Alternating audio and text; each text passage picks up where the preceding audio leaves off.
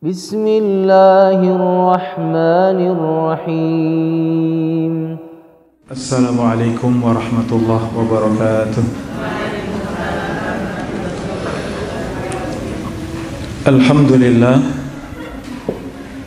Alhamdulillahi hamdan katsiran tayyiban mubarakan fi kama yuhibbu rabbuna wa yardah.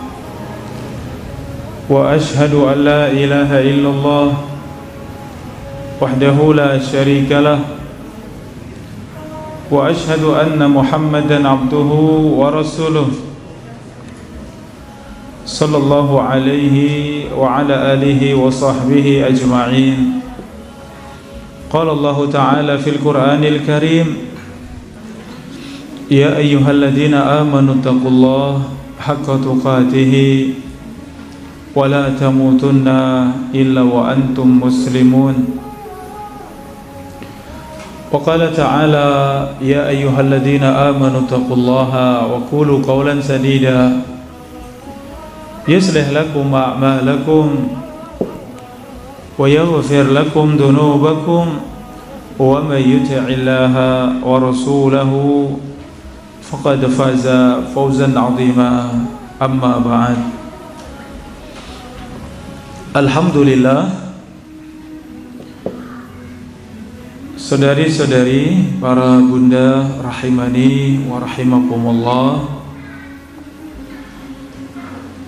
kita bersyukur kepada Allah kembali sore yang mulia ini, di mana seorang bersyukur kepada Allah dengan lisannya mengucapkan alhamdulillah, memperbanyak ucapan alhamdulillah. Segala puji dan syukur hanya milik Allah. Bersyukur dengan hati, di mana hati kita selalu menyandarkan bahwa setiap kenikmatan pasti dengan izin Allah. Setiap kenikmatan datang dari Allah. Ya, kita tidak menyandarkan kenikmatan itu atas diri sendiri. Apakah karena cerdas, karena pintar, karena pengalaman, karena keluarga, karena keturunan? Tidak, tapi setiap kenikmatan itu karunia dari Allah. Ya, kita sandarkan kepada Allah Subhanahu wa ta'ala. Itu bersyukur dengan lisan, bersyukur dengan hati, dan yang ketiga, bersyukur dengan anggota badan, di mana anggota badan kita bersungguh-sungguh untuk menggunakan kenikmatan tersebut dalam perkara yang dicintai Allah. Badan kita yang sehat kita gunakan untuk perkara yang dicintai Allah, untuk beribadah, untuk mengerjakan kebaikan, untuk beramal saleh. Lisan kita sehat kita gunakan untuk berucap yang baik. Telinga kita Allah berikan kesehatan, maka kita gunakan untuk mendengarkan yang baik. Ya, mata kita juga demikian, Allah berikan kesehatan, maka kita tidak melihat kecuali apa yang dicintai Allah Subhanahu wa ta'ala. Demikian seorang bersyukur kepada Allah. La in syakartum la azidannakum. Jika kalian bersyukur, maka sungguh kami tambahkan kenikmatan. Ibu-ibu, para bunda rahimani wa rahimakumullah, alhamdulillah, ini pertemuan yang kedua ya setelah bulan Ramadan. Jembatan ibu-ibu sekalian, pertemuan yang kedua, di mana pertemuan yang pertama kita ya mengingatkan kembali akan pentingnya kita untuk terus beramal saleh, untuk terus bersungguh-sungguh mengerjakan kebaikan sebagaimana amal saleh dan kebaikan di bulan Ramadan. Bukti bahwa Ramadan kita Ramadan yang baik, Ramadan yang diterima Allah, amal saleh selama bulan Ramadan tetap kita kerjakan. Ini sore yang mulia, para bunda rahimakumullah, kita sudah melanjutkan kembali pembahasan rutin kita. Ya, pembahasan rutin kita. Ya, dan insyaallah kajian kita mulai di pukul 4 ya. Tadi terlambat sedikit karena sekarang maghrib jam berapa ibu-ibu sekalian? Jam 5.30 ya. Setengah 6 sudah maghrib ya, insyaallah kita jam 5 ya, kita usahakan sudah selesai di kajian insyaallah jam 4 sampai jam 5 biidznillah. Para bunda rahimakumullah, kajian kita ada dua pembahasan ya. Yang pertama fikih wanita, yang kedua tafsir juz amma. Untuk mempermudah ingatan ya, karena semakin tua ini ingatan semakin berkurang ya, kita merasa ya gampang lali. Jembatan ibu-ibu gampang lupa ya, makanya sudah kita kajian antara tafsir dengan fikih wanita ini selang-seling ya, selang-seling biar mudah mengingatnya. Ini pekan keberapa toh, sudah tidak usah diingat pekan keberapa. Pokoknya kalau kemarin tafsir, sekarang fikih wanita, besok tafsir lagi, besoknya fikih wanita. Ya begitu saja ya, para bunda rahimakumullah, biar gampang mengingatnya. Ya, dan panjenengan bisa membawa kitab tafsirnya. Ya, kitab tafsirnya. Untuk fikih wanita ya, sementara memakai kitab fikih muyasar nanti, atau fikih ringkas, fikih muyasar. Nanti kalau ada kitab khusus, insya Allah kita sampaikan ya. Mungkin ada terjemahnya, nanti panjenengan bisa memiliki, bisa memegangnya setiap kajian insya Allah. Para bunda rahimani wa rahimakumullah, tafsir juz amma yang kita gunakan adalah Mukhtasar Tafsir Ibnu Katsir ya, ringkasan tafsir Ibnu Katsir, yang itu hanya diambil dari yang sahih saja ya, yang sahih dari tafsir Ibnu Katsir kemudian diringkas menjadi kitab ini, kitab ringkasan sahih tafsir Ibnu Katsir. Tafsir Ibnu Katsir itu tafsir yang paling bagus ya, tafsir Al-Quran yang paling bagus itu tafsir Ibnu Katsir, kemudian diringkas, diambil yang paling sahih, jadilah kitab yang kita pegang ya. Judulnya adalah Ringkasan Sahih Tafsir Ibnu Katsir. Pembahasan yang pertama sudah kita kaji pada pertemuan sebelumnya tentang surat Al-Fatihah, kita sudah selesai. Kemudian satu surat sebelumnya juga surat Az-Zalzalah ya, surat Az-Zalzalah nanti bisa dibaca kembali ibu-ibu rahimakumullah, para bunda, ada di halaman 243. Adapun sore hari ini kita memasuki surat setelahnya, yaitu surat Al-Adiyat. Surat Al-Adiyat ada di halaman 251. Surat Al-Adiyat ada di halaman 251 ya.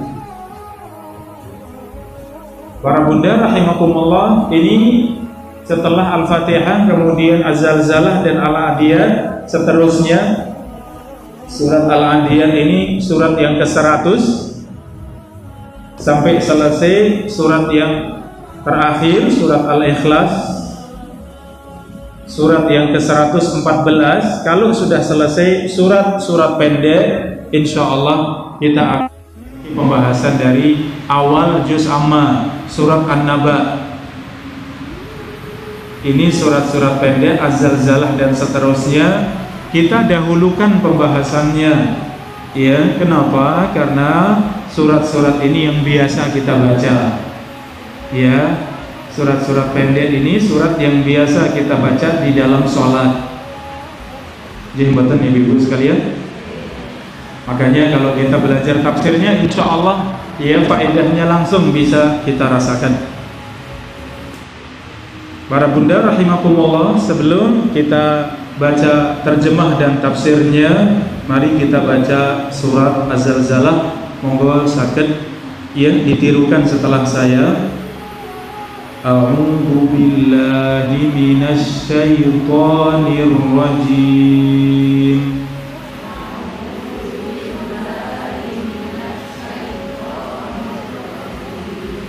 Bismillahirrahmanirrahim.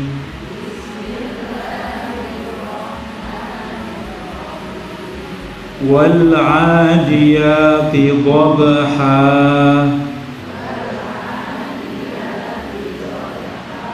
فالموريات قدحا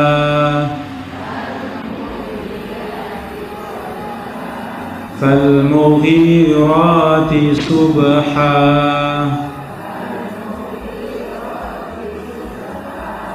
فأثرن به نقعا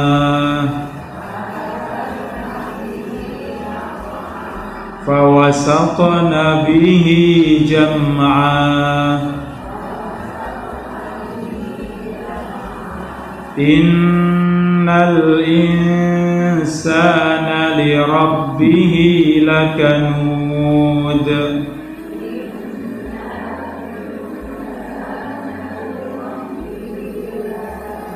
وإنه على ذلك لشهيد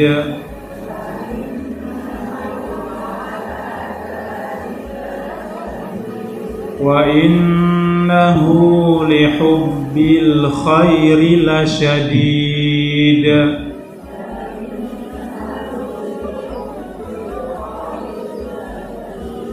أفلا يعلم إذا بعثر ما في القبور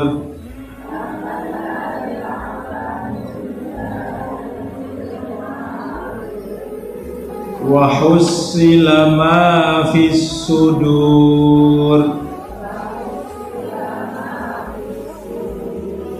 إن ربهم بهم يومئذ لخبير.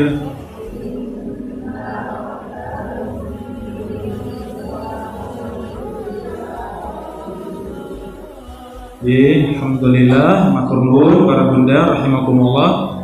Ini surat Al-Adiyat, surat yang ke-100. Ya, surat Makkiyah. Satu surat yang turun di Makkah, disebut surat Makkiyah. Ya, dinamai dengan surat Al-Adiyat. Surat-surat di dalam Al-Quran itu dinamai dari ayat-ayat yang pertama. Ya, ini wal adiyati dhabha, maka dinamai surat Al-Adiyat. Ya, diambil dari apakah ayat pertama, kedua atau ketiga, demikian kurang lebihnya. Ini surat Al-Adiyat, jumlah ayatnya ada berapa para bunda rahimakumullah? 11 ayat. Banyak apa sedikit? Sedikit ya. Sampun hafal insyaallah. Ya, kalau belum ini motivasi ya, karena kita pelajari tafsirnya. Monggo ini sebagai penyemangat, monggo dihafalkan, diulang-ulang. Ya, ampun alasan wah sudah sepuh repot ngapalnya. Enggak, insyaallah. Ya. Kalau kita baca, kita ulang-ulang, terus kita ulang-ulang, insya Allah hafal. Ya, apalagi juz amma itu ayatnya pendek-pendek, jadi ngapalnya mudah. Sudah pendek-pendek itu ayat-ayatnya yang mirip dengan ayat yang lain itu jarang sekali. Ya, jadi mudah. Berbeda kalau ngapalkan surat-surat yang panjang. Seperti surat Al-Baqarah, surat Ali Imran, surat An-Nisa, surat Al-A'raf, Al-Anfal dan seterusnya, awal-awal dari Al-Quran. Itu surat-surat yang sangat panjang, ayat-ayatnya juga panjang, miripnya antara ayat satu dengan yang lain itu sangat banyak. Jadi benar-benar ya tidak mudah ya. Tapi kalau ini juz amma, surat-suratnya ya pendek, isi ayatnya tidak banyak, masing-masing ayat juga pendek. Jadi kesimpulannya mudah apa sulit menghafalnya? Insya Allah mudah ya. Monggo dari Az-Zalzalah kemarin ya, idza zulzilatil ardu zilzalaha, ini surat ke-99, hari ini surat yang ke-100 ya, sampai nanti yang terakhir surat Al-Ikhlas ya, surat ke-114. Ini surat-surat pendek yang belum dihafalkan, monggo segera diulang-ulang dihafalkan. Apalagi sekarang ada HP, bisa mendengarkan dulu, bisa diulang-ulang ya yang di HP, sehingga sering dengar terus mendengar, insya Allah. Para bunda rahimakumullah, kita masuk di terjemahannya. Wal adiyati dhabha. Setelah a'udzu billahi minasyaitonir rajim, bismillahirrahmanirrahim, wal adiyati dhabha. Ayat 1 sampai, dan Allah tidak bersumpah kecuali makhluknya yang mulia. Pada surat Al-Adiyat Allah bersumpah dengan kuda-kuda perang. Ya, sumpah Allah atas ya sesuatu yang Allah jadikan sebagai sumpah di sini, ternyata kuda-kuda perang. Di zaman dulu harta yang paling mulia itu apa para bunda? Kuda perang ya, harta yang paling mulia itu kuda perang. Kalau sekarang harta yang paling mulia apa? Ya mungkin mobil yang bagus, mungkin rumah yang bagus, ya mungkin kebun yang luas ya. Kalau dulu yang paling bagus, yang paling mulia di mata manusia itu kuda perang. Ya, maka Allah bersumpah dengan kuda perang. Seperti apa sifatnya kuda perang tersebut? Wal adiyati dhabha, demi kuda perang yang berlari dengan kencang dan bernafas terengah-engah, bernafas ngos-ngosan, dia terengah-engah. Allah bersumpah demi kuda perang yang berlari dengan cepat, yang terengah-engah karena sebab lari cepat. Ayat yang kedua, fal muriyati qadha, dan demi kuda perang yang mencetuskan api dari kakinya ketika berbenturan dengan bebatuan. Kuda yang berlari dengan kencang, dan di kaki kuda itu ada sepatu. Sepatunya kuda ini merek apa para bunda? Ya mereknya besi ya, jadi sepatu besi. Sepatunya besi, maka kalau sepatu itu ya dipakai kuda berlari dengan kencang, kemudian bergesekan dengan bebatuan, apa yang terjadi? Ya ini fal muriyati qadha, demi kuda perang yang berlari dengan kencang sehingga dari kakinya mengeluarkan api, mengeluarkan percikan-percikan api. Ayat yang ketiga para bunda rahimakumullah, fal mughirati subha, dan demi kuda-kuda perang ya yang menyerang tiba-tiba di waktu subha, di waktu subuh. Allah bersumpah dengan kuda perang yang menyerang musuhnya di pagi hari di waktu subuh. Fa'azarna bihi naqa'a. Yang keempat, ketika kuda perang tersebut menyerang musuhnya, maka yang terjadi apa? Kuda perang tersebut asarna bihi naqa'a. Kuda perang tersebut ternyata mengeluarkan debu. Ya, kuda perang tersebut ya mengeluarkan debu yang berterbangan. Yang terakhir, yang kelima, fawasatna bihi jam'a. Kemudian kuda perang tersebut menembus di tengah-tengah musuh. Kuda perang tersebut berlari dengan kencang sehingga menembus di tengah-tengah musuh. Yang ini mengacau balukan musuh-musuhnya, menyerang masuk di jantung pertahanan musuhnya. Ini yang Allah jadikan sebagai sumpah. Apa itu para bunda? Yang Allah jadikan sebagai sumpah, ayat yang pertama sampai dengan ayat yang kelima apa? Kuda perang, ya, kuda perang dengan sifat-sifat yang mulia, ya, sangat kuat, sangat besar, lari dengan kencang, pemberani, dia menembus musuhnya, dia demikian. Allah Subhanahu wa ta'ala sifati bagaimana kaum muslimin mereka berperang melawan musuh-musuhnya, mereka berperang, pasukan kuda tersebut menembus musuh-musuhnya. Sampai di sini para bunda rahimakumullah, Allah bersumpah. Ya.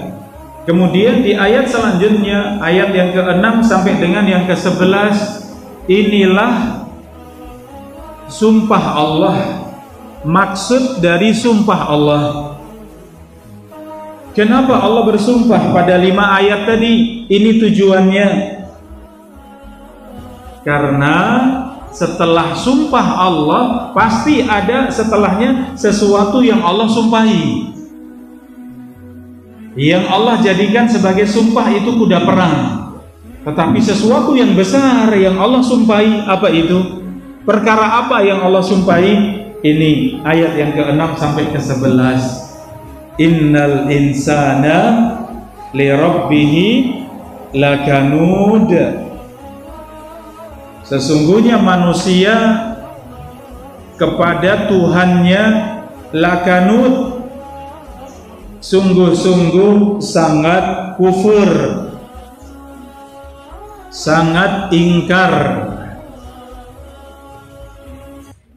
Para bunda rahimakumullah, ayat yang ke-6 isi dari sumpah Allah. Allah menyebutkan ya bahwa sungguh manusia sangat ingkar kepada Tuhannya. Nanti tafsirnya kita jelaskan ya, insya Allah. Kemudian isi sumpah berikutnya, wa innahu ala dzalika lasyahid. Dan sesungguhnya manusia menyaksikan atas dirinya sangat ingkar. Setiap kita menyaksikan bahwa kita ini mudah sekali ingkar. Ingkar dengan kenikmatan Allah. Jembatan para Buddha. Kalau kita sakit, biasanya kita sakit berapa bulan sekali? Ya kadang ya, mungkin 1 tahun berapa kali kita sakit? Ya mungkin sekali 2 kali, jembatan. Ya mungkin pusing, mungkin demam, mungkin batuk. Ya. Kadang mual, kadang muntah, ya sakit. Ketika sakit seperti itu, kadang kita ya berkeluh kesah. Ya, kadang kita berkeluh kesah dengan sakit tersebut. Padahal sepanjang 1 tahun tadi, kenikmatan yang Allah berikan kepada kita banyak apa sedikit. Lebih ingat sakitnya atau lebih ingat sehatnya? Pasti lebih ingat sakitnya. Ya Allah, saya sakit perut, ya sampai benar-benar, ya Allah sakit sekali, minum obat ini itu nggak sembuh-sembuh, ya berhari-hari tidak sembuh-sembuh, itu yang diingat. Padahal selama ini sehat, diingat tidak? Lupa. Ya, maka ini Allah sebutkan wa innahu ala dzalika lasyahid. Setiap manusia menyaksikan bahwa dirinya itu sebenarnya sangat ingkar dengan kenikmatan Allah. Harusnya kalau sakit sekali dapat kenikmatan sekali, ini dua-duanya diingat kita tentram. Iya, tapi ternyata nikmatnya itu sangat banyak, tidak bisa dihitung, sakitnya sekali. Wah, itu saja sudah gresuloh, iya tidak? Sudah berkeluh kesah. Disinilah ya gampangnya manusia itu ingkar dengan kenikmatan Allah. Ya, ayat yang ke-8, yang ketiga dari isi sumpah Allah, wa innahu lihubbil khairi lasyadid. Sesungguhnya manusia itu sangat cinta dengan harta. Yang ke-8, para bunda, Allah ingatkan kita, sifatnya kita, sesungguhnya manusia dengan harta itu sangat cinta dengan harta. Ya, kita ini semakin sepuh, pripun, semakin cinta atau ternyata tidak ada pudarnya ya. Cinta dengan harta itu tidak pudar. Ya, walaupun badan sudah mulai lemah, kulit sudah mulai keriput, rambut sudah mulai putih, tapi kalau ditanya tentang uang, kertas warna merah, pripun, semangat mboten? Oh, tetap nggak pudar. Ya, ini memang mengherankan Bapak Ibu, tapi memang sudah Allah sebutkan, wa innahu lihubbil khairi lasyadid. Sungguh manusia sangat cinta dengan harta. Iya, nanti bagaimana kita menyikapi sifat-sifat ini insya Allah pada tafsirnya ya. Insya Allah kita orang-orang beriman. Walaupun sama, orang beriman juga manusia. Artinya orang beriman juga sama, sangat cinta dengan harta, sama. Namun nanti bedanya, orang-orang kafir itu benar-benar mereka tidak ada batasan dengan cinta harta. Adapun kita orang-orang beriman ada batasan-batasannya. Ya, sehingga cinta tersebut cinta yang benar. Walaupun cinta harta masih mau bersedekah. Walaupun cinta harta tetap senang untuk membantu fakir miskin. Ini orang-orang beriman. Kemudian di ayat yang ke-9, afala ya'lamu idza bu'thira ma fil kubur. Apakah manusia tidak mengetahui nantinya manusia akan dibangkitkan dari kubur? Ya, cinta dengan harta tadi itu berlangsung berapa tahun Ibu sekalian? Ya, para bunda, kita cinta dengan harta ini sampai kapan? Ya, sampai mati. Tapi itu lama apa sebentar? Sebentar ya, nggak tahu. Tahu-tahu sudah umur 30 tahun. Tahu-tahu 40 tahun. Nggak terasa sudah 50 tahun. Betul. Rasanya itu cepat sekali. Ya, maka Allah ingatkan, wahai manusia, apakah kalian tidak ingat bahwa setiap manusia nanti akan dibangkitkan dari kubur? Sudah Allah tegur di sini. Wahai manusia yang mudah ingkar dengan kenikmatan Allah, yang menyaksikan dirinya sangat ingkar dengan kenikmatan, yang sangat cinta dengan harta, ingatlah kalian nanti akan bangkit dari kubur. Wa hussila ma fis sudur. Yang kedua, wahai manusia, ingatlah bahwa semua yang ada di dada-dada kalian semuanya akan ditampakkan oleh Allah. Semua amal kalian akan ditampakkan oleh Allah. Ya, maksudnya apa? Mungkin manusia tidak tahu apa yang ada di dalam dada. Mungkin orang lain tidak tahu. Bahkan orang dekat tidak tahu. Mungkin suami tidak tahu apa yang ada di dada kita. Tapi kalau sudah bangkit dari kubur, apa yang terjadi? Hussilama fis sudur. Semua yang di dada Allah keluarkan, Allah tampakkan semuanya. Ya, ribut, makin ngeri betul. Iya, ya Allah, ditegur sama Allah.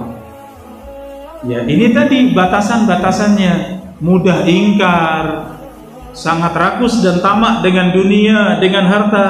Tapi ingat, nanti ada satu waktu kalian bangkit dari kubur, semua yang kalian amalkan ditampakkan oleh Allah. Semua yang ada di dalam hati dan dada akan ditampakkan oleh Allah.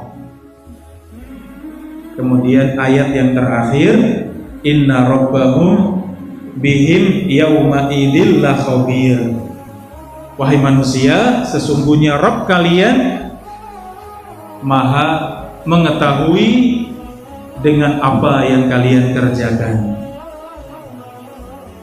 Di hari kiamat nanti, sungguh Allah Subhanahu wa taala akan mengabarkan, akan mengetahui semua keadaan kalian. Ya, ini ayat yang ke-11. Para bunda menyebutkan bahwa sifat Allah khabir. Ya, inna rabbahum bihim yauma idzil la khabir. Ketahuilah, sesungguhnya Allah pada hari kiamat kelak la khabir, sangat mengetahui, akan mengabarkan dengan semua yang kalian kerjakan. Para bunda rahimakumullah, kalau kita sholat, kita baca surat Al-Adiyat ayat 1 sampai dengan 11, kita baca pelan-pelan, ya, kurang lebih setiap ayatnya tahu tadi terjemahnya. Kira-kira selesai dari sholat, bagaimana keadaan kita? Inna salata tanha anil fahsya'i wal munkar. Sesungguhnya sholat itu mencegah dari perkara keji dan munkar. Dapat tidak faedah itu? Kita selesai sholat itu lebih mudah meninggalkan perkara keji, perkara munkar, dosa, maksiat. Lebih mudah. Kenapa? Kita tahu artinya. Satu surat saja kita baca, kita tahu, ya Allah, ternyata manusia itu mudah lupa dengan kenikmatan Allah. Manusia itu mudah untuk kufur kepada Allah. Sebaliknya, kalau mendapatkan ujian, mendapatkan cobaan, takdir yang tidak baik, mudah sekali berkeluh kesah. Mudah sekali untuk mengeluh. Ternyata sifatnya seperti itu. Diingatkan lagi, ternyata manusia itu dengan harta itu sangat cinta. Para bunda rahimakumullah, kita cari harta, terus cari harta, dan Allah mudahkan. Semakin mudah mencari harta, bagaimana keadaan kita? Apakah puas dengan harta? Ya, ibu-ibu, kalau harta semakin banyak, semakin puas atau bagaimana? Itu jawaban yang benar. Kalau apa adanya, tanpa iman, tanpa ilmu seperti ini, kita itu ditambah harta, wah, kita semakin ragus dengan harta. Benar ternyata. Ya, monggo masing-masing ketika Allah mudahkan dan Allah mudahkan. Kok semakin mudah itu bukan semakin puas, bukan. Tapi semakin mudah itu ternyata angan-angannya semakin panjang. Angan-angannya itu semakin jauh. Wah, nanti saya pengen beli ini, saya pengen punya ini, rumah saya nanti akan begini, saya pengen bangun rumah yang di sana, saya akan beli mobil yang ini, wah, mobil yang itu bagus sekali, saya pengen punya yang itu. Makin panjang angan-angannya, bukan makin puas. Padahal semakin mudah cari harta, semakin mudah cari harta. Tapi yang terjadi apa? Ya Allah, ternyata semakin rakus. Kecuali yang dirahmati Allah.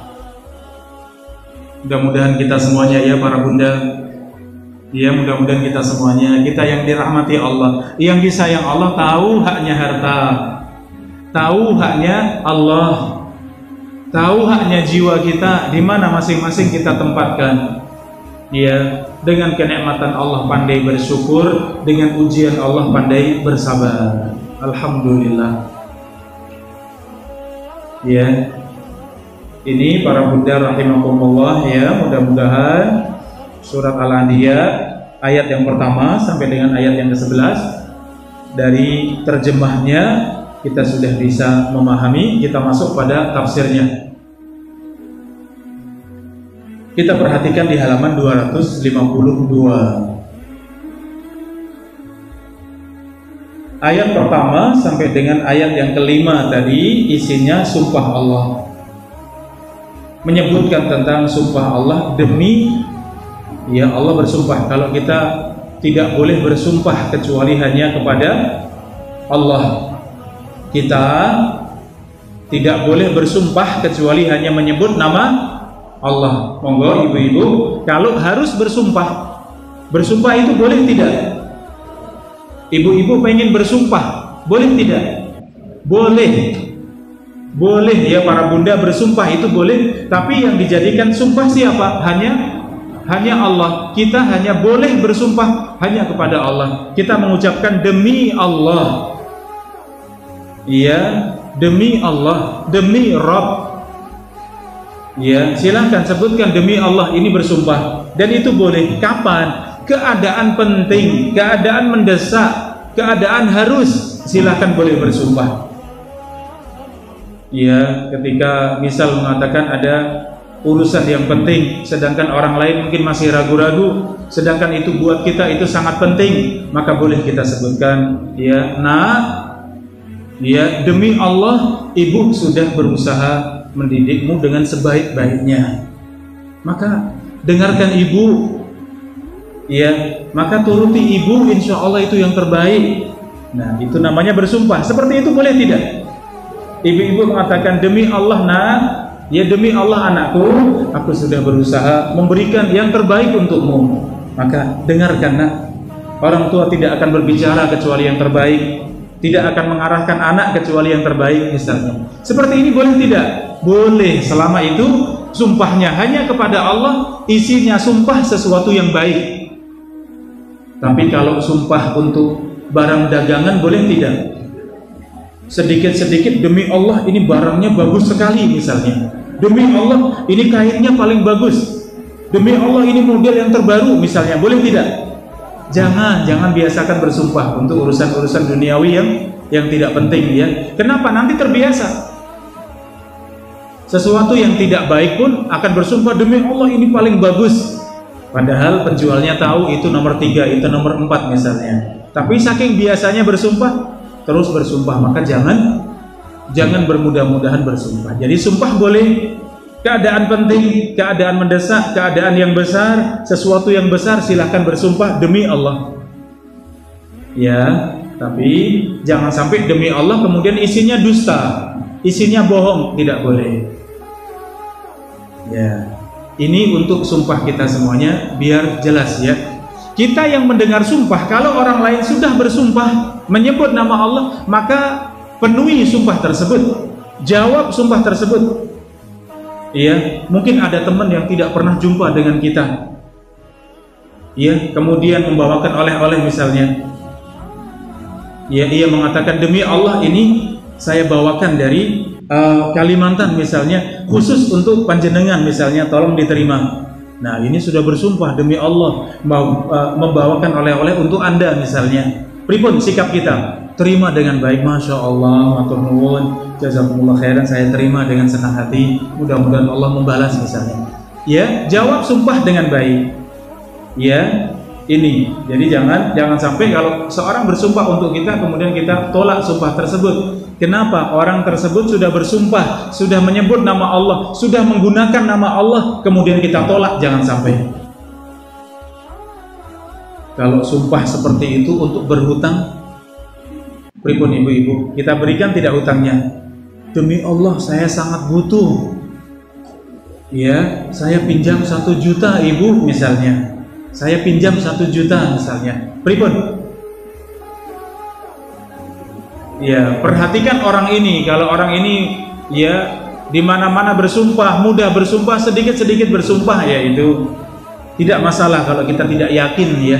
Tapi kalau orang ini orang soleh, orang baik, orang menjaga salat 5 waktu, rajin beribadah, kita tahu orangnya baik, kemudian datang dan bersumpah, sedang kita mampu, bismillah kita tolong. Dia sudah menyebut nama Allah, dia sudah menggunakan nama Allah. Bismillah. Kalau kita mampu ya. Tapi kalau memang tidak punya atau belum mampu, ada kebutuhan mendesak buat kita juga sehingga belum mampu bantu, atau mampunya bantu misalnya 200.000 misalnya, silahkan, sesuai kemampuan, tidak masalah. Tapi intinya kalau orang bersumpah, jangan sampai kita bermain-main. Ini sudah menyebut nama Allah. Ya, ini para bunda ya, fikihnya sumpah ya. Kita boleh bersumpah untuk urusan penting. Kita yang mendengar sumpah dari orang lain, jawab sumpah tersebut, indahkan sumpah tersebut, ya seperti itu. Kadang mungkin mengundang kita untuk mampir ke rumah, saking senangnya, saking pengennya. Ibu, demi Allah, sekali ini saja monggo mampir ke rumah misalnya. Seperti itu bagaimana? Kalau tidak ada urusan mendesak, maka bismillah, sempatkan. Dia sudah bersumpah, mungkin saking pengennya panjenengan bisa mampir. Ya, ini kalau sama-sama tahu hukumnya ya para bunda. Ya, sama-sama yang bersumpah tahu hukumnya, yang mendengar sumpah juga tahu hukumnya, maka indahkan sumpah tersebut. Nah, sekarang yang bersumpah siapa? Dalam surat Al-Adiyat ini yang bersumpah Allah yang bersumpah. Ya, yang diajak bicara, sehingga Allah bersumpah. Siapa yang diajak bicara? Kita semuanya. Allah mengajak bicara umat ini. Allah mengajak bicara Rasulullah dan umat ini, semua diajak bicara, wahai manusia. Kemudian Allah bersumpah. Maka kita yang mendengar sumpah Allah, seharusnya sikap kita bagaimana? Indahkan sumpah Allah, dengarkan sumpah Allah, jawab sumpah Allah. Iya tidak? Ya, seperti itu seharusnya. Kalau sumpah manusia saja kita harus mendengarkan, kita harus menjawab, apalagi ini sumpahnya siapa? Sumpahnya Allah. Ya, ayat yang pertama sampai yang kelima tadi, sumpah Allah dengan kuda-kuda perang dengan sifat-sifatnya. Kita memasuki ayat yang ke-6. Ya, di halaman 253. Innal insana li rabbihi lakanud. Ya, innal insana li rabbihi lakanud.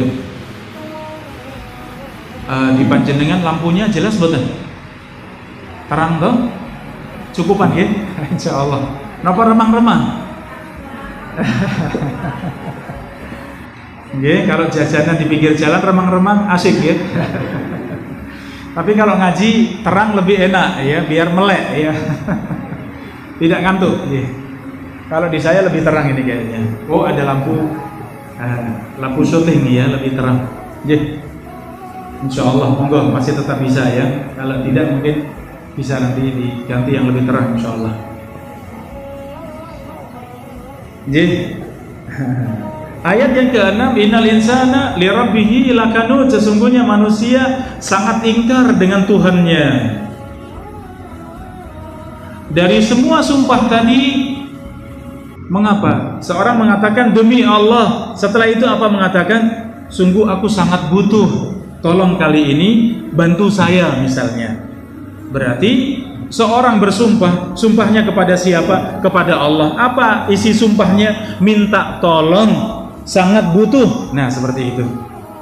Nah, di sini Allah bersumpah dengan kuda-kuda perang. Apa isinya sumpah Allah? Sesungguhnya manusia sangat ingkar dengan Tuhannya. Mudah-mudahan kita orang-orang beriman, ya, para ibu, para bunda, kita semuanya jangan sampai ingkar kepada Allah. Jangan sampai ingkar kepada kenikmatan Allah.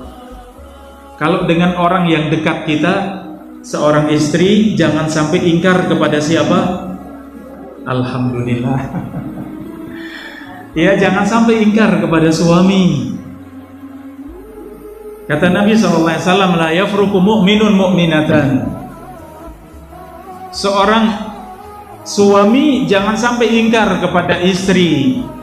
Maknanya juga sebaliknya, seorang istri jangan sampai ingkar kepada suami. In kariha minha khuluqan radiya minha akhar. Kata Nabi SAW, karena seorang suami kalau benci kepada istri, bisa jadi bencinya satu perkara, dua perkara, sedangkan yang lainnya semuanya ridho. Iya, seorang istri juga demikian, seorang suami juga demikian. Seorang istri melihat suaminya, yang dilihat kebaikannya apa keburukannya? Para istri, para bunda, kalau melihat suami itu yang selalu teringat kebaikannya apa keburukannya? Senyumnya ini meyakinkan ya. Ya. Yang terbayang, karena ini ada pihak ketiga namanya syaitan ya, yang suka memecah belah antara suami dan istri. Harusnya kalau kata Nabi tadi, kalau istri itu selalu ingat kebaikan suami itu sangat banyak kebaikan suaminya. Insya Allah tenang, sayang, ya, begitu hormat kepada suami. Kenapa? Karena ingat dengan kebaikan yang sangat banyak. Tapi yang biasa muncul dan nampak itu apa? Iya, kejelekannya. Iya. Ya, ternyata begitu. Kalau Anda benci dengan suami mungkin satu perkara, dua perkara. Ya, suami tidak romantis misalnya, ini satu perkara. Tapi walaupun tidak romantis, tapi Masya Allah sayang sekali. Kalau ngasih duit, wah Masya Allah tidak pikir-pikir. Kalau pulang ke rumah selalu bawa oleh-oleh misalnya. Ya, kalau sampai rumah suka mijit istri misalnya. Ini dilupakan semuanya oleh istri. Ya. Cuma ingatnya suami ini kalau ngomong ceplas-ceplos tidak romantis misalnya. Mudah-mudahan tidak ya, insya Allah baik semuanya. Tapi yang selalu diingatkan setan yang tidak baik. Ya, kata Nabi radhiya minha akhar. Pasti ya seorang istri itu harusnya ridho dengan banyak kebaikan suami. Sama sebaliknya suami juga seperti itu. Pasti ridho dengan banyak kebaikan istri. Tapi yang selalu dilihat pada istri itu kejelekan istri ya. Istri itu males, nggak pernah bikinin teh, nggak pernah bikinin kopi, ya. Itu yang diingat suami. Kalau suami tidak berilmu ya, makanya jangan sungkan-sungkan. Suami aja datang ke majelis ilmu, ajak ke masjid ya. Ayo bapak, ayo ayah, berangkat ke majelis ilmu, ajak biar berilmu. Insya Allah tambah sayang kepada panjenengan ya. Insya Allah. Iya seperti itu. Ini para bunda rahimakumullah. Jadi mudahnya kita untuk ingkar kepada Allah, ingkar dengan kenikmatan, termasuknya kenikmatan dengan orang-orang sekitar kita. Ya, ayat yang ketujuh, wa innahu ala dzalika lasyahid. Sungguh ia menyaksikan bahwa setiap manusia, setiap kita ini mudah ingkar. Ya, setiap dari kita mudah ingkar. Contohnya dalam bersahabat. Sering kita dapati orang bersahabat, berteman, menjadi teman karib, teman ya lama, teman yang luar biasa, sudah seperti bahkan lebih dekat dari saudara kandung. Tapi ada satu masalah. Setelah ada masalah tersebut, apa yang terjadi? Diputus. Sambung lagi tidak setelahnya? Sudah tidak sambung lagi, selamat tinggal. Iya, sudah tidak berjumpa lagi. Pernah ia mendapati yang seperti itu para bunda? Pernah mendapati yang seperti itu? Ya bukan kita, mungkin orang lain kita dapati. Dulu sahabat dekat sekali. Tapi ada satu masalah, pisah, putus. Sampai sekarang sudah tidak nyambung lagi. Pernah dapati seperti itu? Ini sebabnya apa? Mudahnya manusia ingkar dengan kebaikan orang lain. Ya, mudahnya ingkar dengan kebaikan orang lain. Coba kalau ada kekurangan sahabat kita tadi, kita mudah memaafkan. Ya enggak apa-apa, saya maafkan ya. Setiap dari kita punya kurang, setiap dari kita punya salah. Enggak apa-apa, saya maafkan. Kebaikan dia banyak sekali. Disebut kebaikannya dia itu orangnya demikian, orangnya penyabar, orangnya santun, orangnya perhatian. Masya Allah, ia selalu perhatian dengan telepon, dengan ini, membawakan oleh-oleh, banyak sekali kebaikannya. Mungkin salah sekali dua kali, kita maafkan, selesai, tetap bersahabat, alhamdulillah. Itu kalau kita tidak mudah ingkar dengan kebaikan orang lain.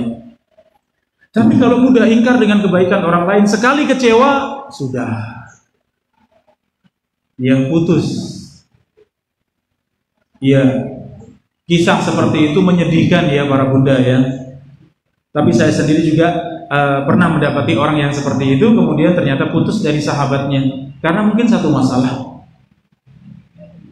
Keadaan sangat butuh, ia datang pengen pinjam. Sahabat dekatnya ini memang tidak ada uang, memang tidak bisa meminjamkan, tidak ada sesuatu yang bisa dipinjamkan, kemudian menolak. Wah, kecewanya luar biasa. Ia kemudian mencak-mencak, ucapannya keluar yang tidak baik, setelah itu kemudian putus selamanya sampai sekarang tidak disambung lagi. Ya, ini kalau bersahabat dengan orang yang tidak berilmu, ya tidak. Makanya baiknya itu punya sahabat-sahabat yang baik, yang solehah, yang agamanya baik, yang akhlaknya baik, sehingga kalau kita ada kurang masih dimaafkan. Sama, kita sama-sama memaafkan. Apakah kita merasa sempurna? Tidak ada yang sempurna kecuali nanti kita sudah masuk di dalam surga baru sempurna semuanya. Kalau masih di dunia kita ini banyak kurangnya, kita banyak salahnya. Ya, ini para bunda rahimakumullah. Kemudian di ayat berikutnya, ayat yang ke-7, dan sungguh manusia sangat cinta dengan harta. Ia sangat cinta dengan harta. Ya, tapi ternyata cintanya dengan harta di dalam Islam diingatkan bahwa cinta dengan harta itu ketika ada pada seorang mukmin, maka orang mukmin itu orientasinya, pandangannya itu akhirat. Sehingga selalu melihat harta itu memang dicintai, tapi harta itu yang terbaik, harta yang paling baik itu harta yang memberikan manfaat di akhirat. Jihbadan.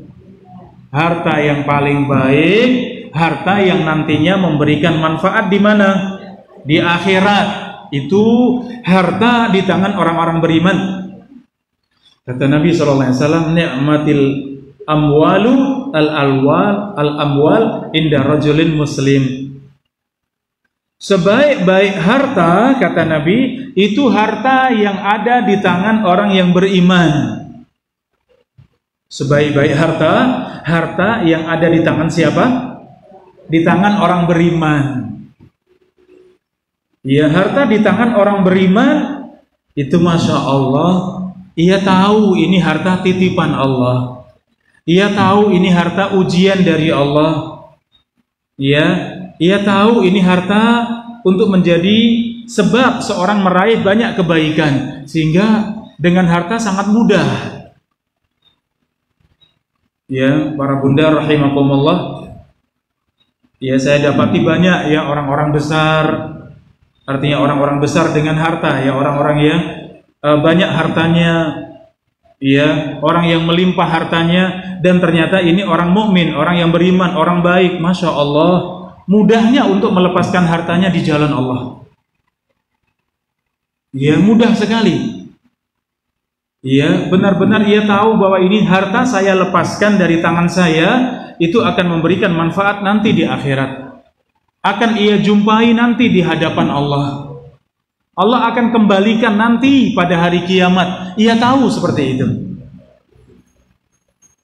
Ya, dahulu kami di awal-awal merintis satu pesantren di Godean, namanya pesantren Yaumi. Kalau para Buddha pernah dengar, ada nama pesantren Yaumi, putra putri ya, untuk tingkatan SMP SMA, pesantren tahfidz Al-Quran ya, dan bahasa Arab ya.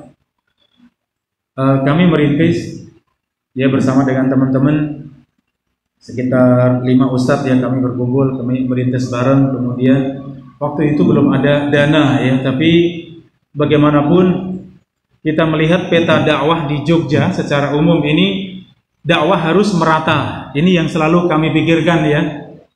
Insya Allah juga panjenengan semuanya. Dakwah ini harusnya merata di semua penjuru ya.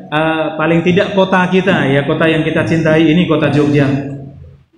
Ya, untuk di daerah Sleman insya Allah sudah banyak ya. Di sana ada pesantren-pesantren mahasiswa. Ya, di sana sudah banyak majelis-majelis ilmu. Kemudian kalau kita pikir ke Jogjanya juga alhamdulillah sudah banyak ustadz-ustadz juga. Ya, ada masjid-masjid yang Masya Allah, masjid-masjid besar. Majelis ilmunya juga makmur. Kita pindah ke Bantul juga sama, alhamdulillah ya. Di antaranya alhamdulillah kita bisa membangun bersama, ada Masjid Abdurrahman bin Auf ya, Masjid Maba sering disebut ya. Monggo panjenengan para Buddha sakit hadir majelis ilmu ya. Saya yang mokoi di situ ya, di Masjid Abdurrahman bin Auf ya, Masjid Maba di Kasongan. Monggo bisa hadir ya. Kemudian kami berpikir daerah yang barat ya, Kulon Progo, demikian sekitar mendekati Kulon Progo ya. Kemudian alhamdulillah cari tanah dan dapat seorang donatur, masya Allah. Beliau menggelontorkan dananya itu untuk tanah, untuk bangun masjidnya besar ya. Itu cukup besar ya, kurang lebih ukuran sekitar 40 kali 40 itu masjidnya ya, besar banget. Beliau gelontorkan dananya kurang lebihnya 7M ya, untuk beli tanahnya dan untuk bangun masjid itu. Ya, donatur ini ya, ketika melepaskan harta tersebut, beliau tidak survei ke sini ya, cuman sudah kenal dengan kita, artinya sudah mengenal kita, jadi langsung saja beliau transfer. Survei juga tidak, kita beli tanah, kita bangun masjidnya. Ketika sudah selesai, masjid sudah jadi, baru kemudian beliau datang ikut meresmikan. Pertama kali dipakai, beliau hadir ikut meresmikan, itu beliau datang pertama kali, masya Allah. Uang sebanyak itu beliau lepaskan, survei pun tidak, mendatangi pun tidak, jumpa dengan kita juga tidak, masya Allah. Padahal uangnya banyak ya, sebanyak itu dilepaskan begitu saja, masya Allah. Sudah percaya ya, sudah percaya kepada kita yang waktu itu menjalankan dia, masya Allah. Dan ternyata yang seperti itu banyak jamaah, alhamdulillah, alhamdulillah. Maka harta ini kalau di tangan orang-orang beriman luar biasa. Kalau sifat dasarnya cinta dengan harta, semuanya cinta dengan harta. Orang-orang beriman juga sangat cinta dengan harta. Tapi karena punya iman, punya takwa, punya ilmu, disitulah kemudian harta tadi justru memberikan manfaat untuk akhirat kita. Ya monggo ya, kita juga semangat seperti itu. Ini contoh yang baik ya buat kita semuanya. Para bunda rahimakumullah. Kemudian di ayat yang terakhir ini Allah menyebutkan hari kebangkitan dari kubur, ya. Kemudian semua yang kita amalkan, semua yang ada di dalam hati, itu semuanya Allah akan tampakkan pada hari kiamat. Dan sungguh pada hari kiamat Allah maha mengetahui dengan semua yang kita kerjakan. Maka tidak ada yang sia-sia.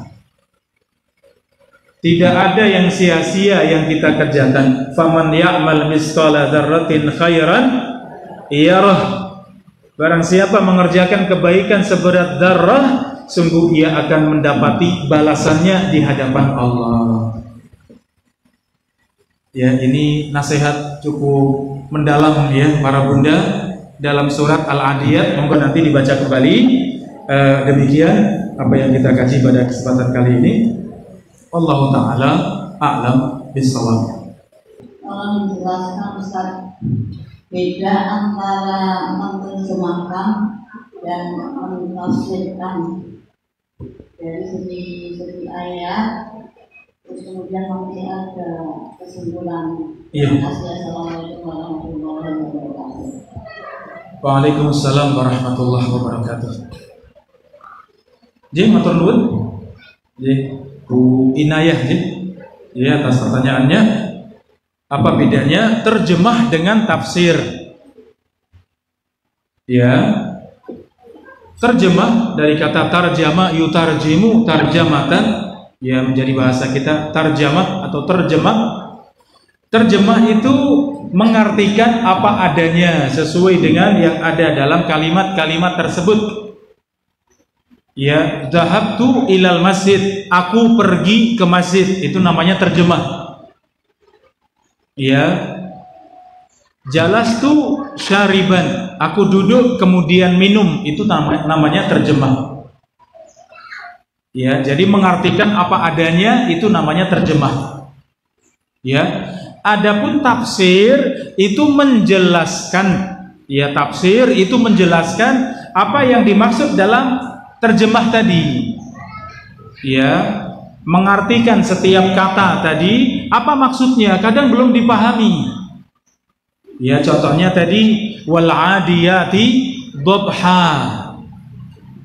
Ya, demi kuda perang yang berlari dengan kencang dan terengah-engah. Ini terjemahnya. Apa tafsirnya?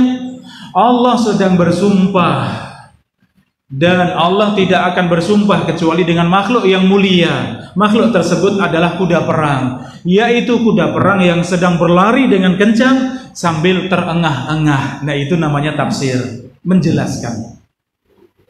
Ya, jadi tafsir itu lebih luas, ya. Tafsir itu lebih luas. Dan setiap ahli tafsir itu berbeda-beda tafsirnya. Kalau ahli tafsir itu ahli dalam fikih, tentu tafsirnya akan banyak dibawa kepada pemahaman fikih. Ada ahli tafsir sangat kuat dengan akidahnya, dengan tauhidnya, maka tafsirnya juga banyak warna akidah dan tauhidnya. Ya, ada ahli tafsir ahli hadis, maka banyak tafsirnya nanti menyebutkan tentang hadis-hadis. Demikian tafsir, dia menjelaskan sesuai dengan kemampuan dari ahli tafsir tadi. Itu namanya apa? Tafsir. Ya, jadi kita berusaha tafsir yang kita jadikan sebagai patokan, sebagai buku pegangan itu ringkasan Sahih Tafsir Ibnu Katsir, ya. Panjenengan sudah beli. Kalau ada yang mau menyusul, insya Allah masih bisa, ya. Biidznillah. Ada yang mau nyusul, mau beli, insya Allah monggo. Nanti dengan panitia, ya, para admin, para panitia, insya Allah nanti saya ambilkan lagi. Jadi demikian, Allah Taala alam. Sudah cukup sore, ya, dan sudah mulai mendung, kayaknya perasaannya sudah mulai. Untuk kali ini cukup, insyaallah kajian kita. Insyaallah para bunda usahakan kita jam 4 mulai, insyaallah. Jadi ampun telat, saya pribadi juga berusaha insyaallah ampun telat. Jam 4 kita bisa mulai, jam 5 sudah selesai insyaallah. Demikian, kurang lebihnya mohon maaf. Wabillahi taufiq wal hidayah. Assalamualaikum warahmatullahi wabarakatuh.